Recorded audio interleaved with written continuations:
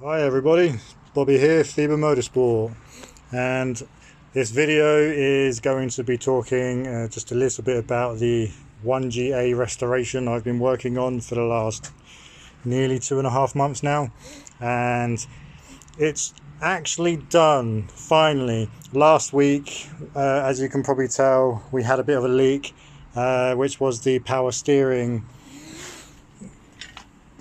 cooling pipe.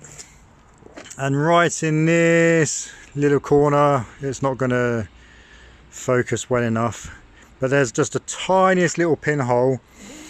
Now that did get lightly cleaned up, so the rust was probably holding it together. So as it goes, when you clean stuff, it tends to break. So I have now, don't know if there's going to be visible, let me get my torch.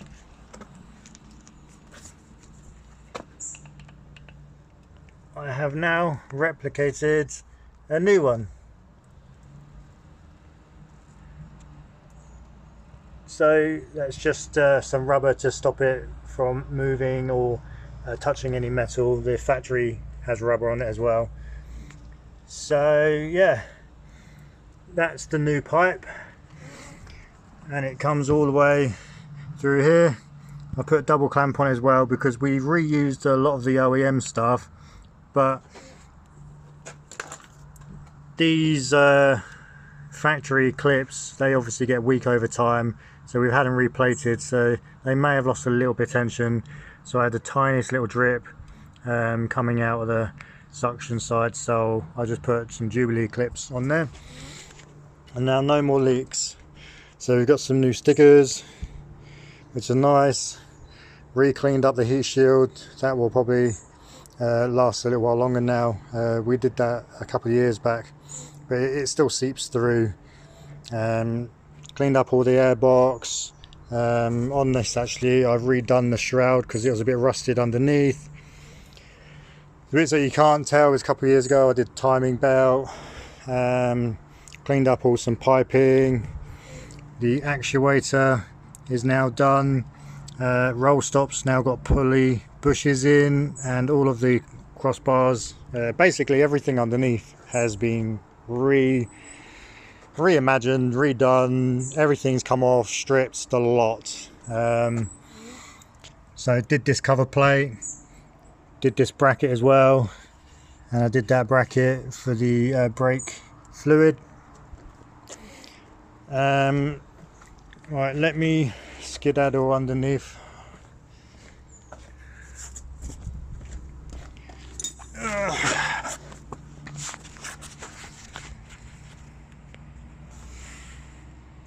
So all new poly bushes everywhere.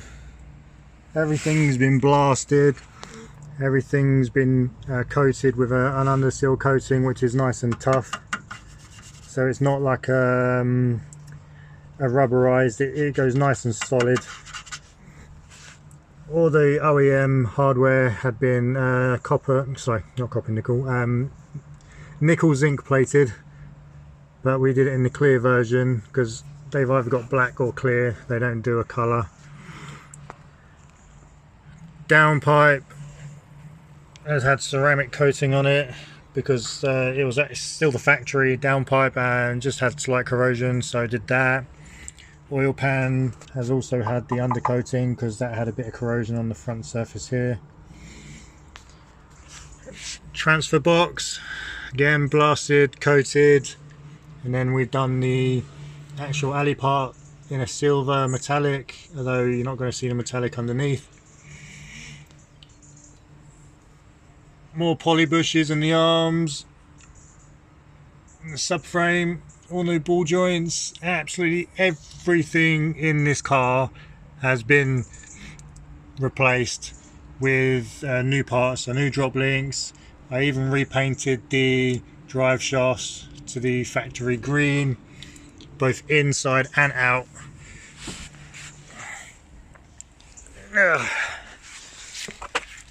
This has been a huge undertaking for a customer of mine. As you can imagine, it's not an easy one. Everything came off.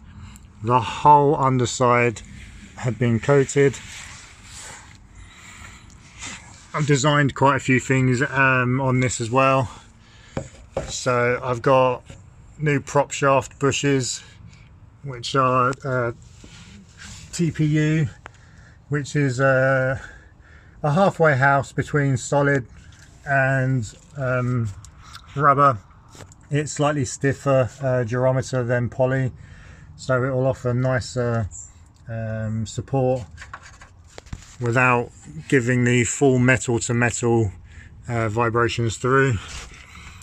So all of the prop shaft has been coated as well, all of the joints, a low bro mount. Again, there's the new bushes in there. So all of the hardware has been replated, even these, the lot, every single bit. You got the bolts for the exhaust mounts, they've all been done. So it looks really, really nice under here now. All of the subframe's been done.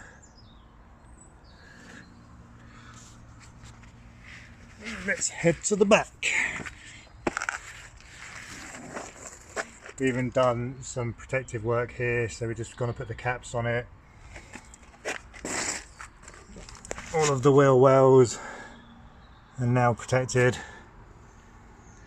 The only thing that is now original is the springs. The shocks have been replaced, all the bellows have been replaced, and the bump stops.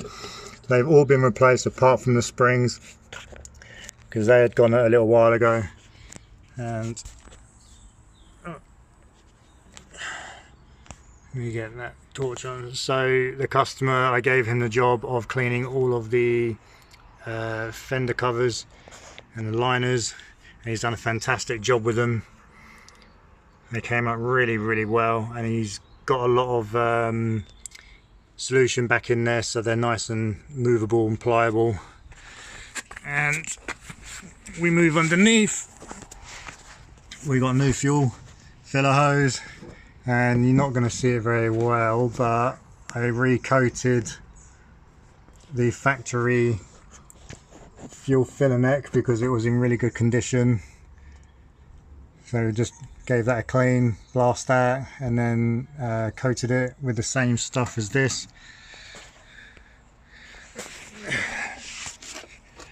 Right, let's move to the backpack.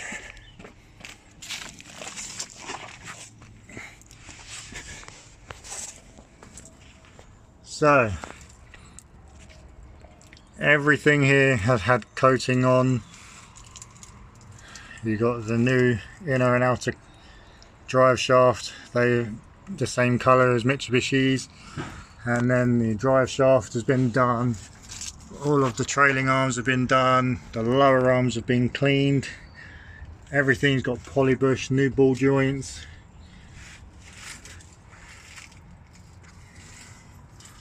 All new eccentric washer and bolts.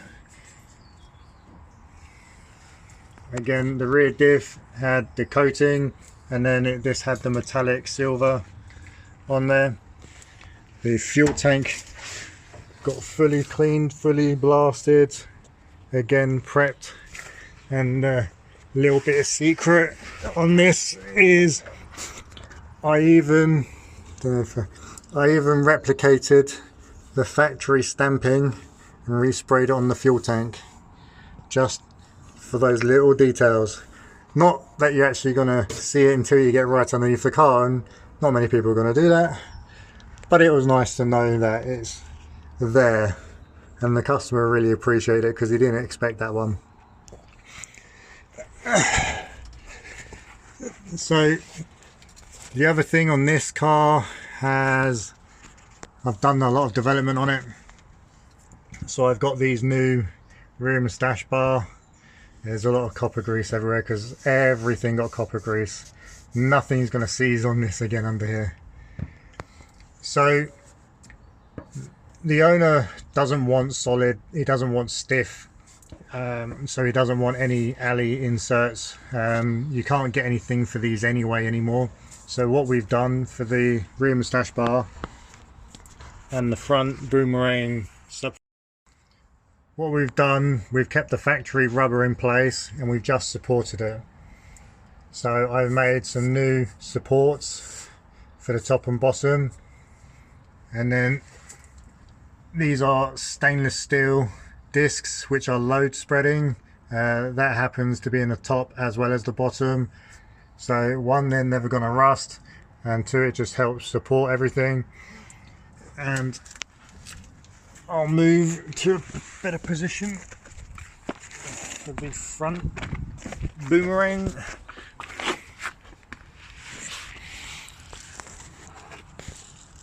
So the top one is an insert and it's got location dowels on it, so it will sit inside the sleeve nicely. And then the bottom one also does the same thing. It will go up and it will recess around the inner ring and just helps support the rubber. So it just gives it a nicer support and stops it from trying to twist too much. And then everything factory wise will still mount up. There's no problems on that. And on the top there you've also got your load spreading stainless plate too. Washer, shim, however you want to put it. So yeah, anti-roll bar has been recoated. Trailing arm, the only thing we left is the factory active toe bush in there. You didn't want to change any of that. All of the chassis underneath has been redone, right up the top, all the way to the back.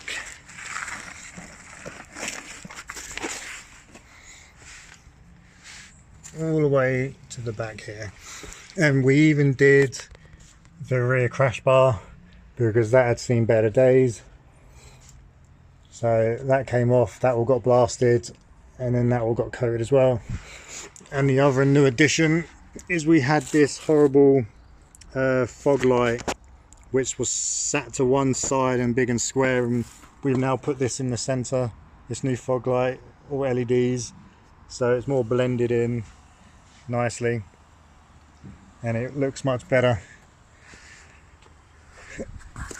So I've just finished setting all the idle and the timing because of that. It's been running a bit weird for a while, so we've done new fuel filter because it's actually never had a fuel filter. Shocking, I know. Don't worry, I've told the owner off because it's such a long time. It should have been done a long time ago, but he's well aware now. But it's been done and everything's been reset. I took the ISC out, had a clean of it just to make sure. Obviously all the pipes, we cleaned all the intercooler because there was some oil in there. We've added a very hidden oil catch can down the bottom, and also what we've done is the Dude's custom parts shifter kit. You just kind of see it through there, just these bronzy bushes right there. We also done the shifter inside and got rid of a lot of the slop, so that's nice again. And yeah, overall it has been a long job, and the next thing I've got to do is I've got to torque all the wheels up. I'm going to adjust the alignment a little bit on the front just because it's ever so slightly out, and then I've got to get a UK MOT on it, so then it's roadworthy again, and then the job's done. You can go back to the customer. But this is a great one owner car. He bought it while he lived in the US, shipped it back, and it's been in his presence ever since. Super clean. The interior is immaculate. We've got the panels at the moment there.